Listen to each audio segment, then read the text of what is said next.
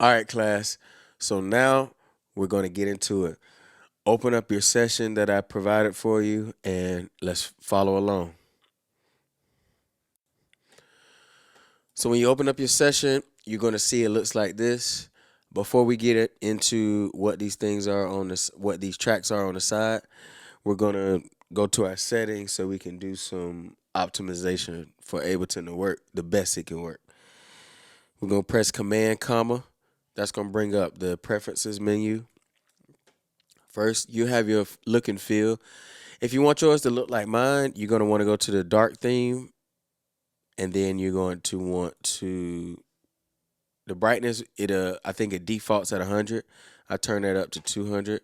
But the reason I get this dark theme is because we're behind the scenes a lot of the times, and I don't want my screen to be too light or too illuminating and be a distraction. And plus, I just like the dark theme. I have it on everything on my phone and also on the computer.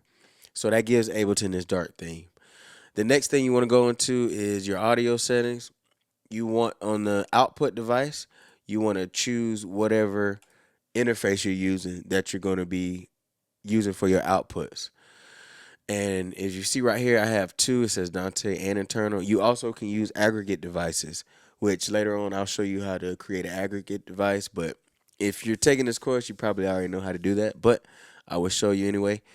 You can combine interfaces together, and so you choose that here in your audio output.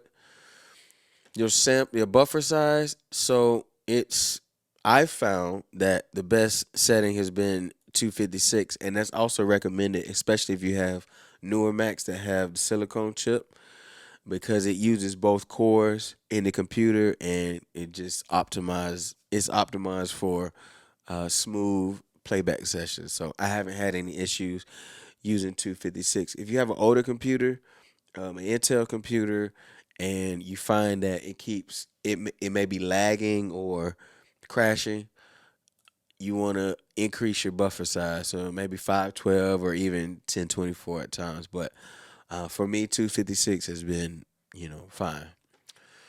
We're gonna want to go into record and warp. I right here turn off auto warp long samples. You want to turn that off because when you're dragging in your songs, you don't want them to be warped automatically, because warping, first of all, takes up CPU. And so if something doesn't need to be warped, which I'm going to show you, the only really things that need to be warped is your tempo track, and that will set the grid to the tempo that you need. So if your tracks are bounced out correctly, if your stems are bounced out correctly from the one, you don't need to have them warp because they're going to be in time. And that'll make sense later in a little bit. So turn that off. I leave short samples warp on because short samples, like bringing in drum loops or different claps and things of that nature, you typically do want to have them warp because you're trying to drag something in to match the tempo that you already have. So I tend to leave that on auto, but turn off auto warp samples.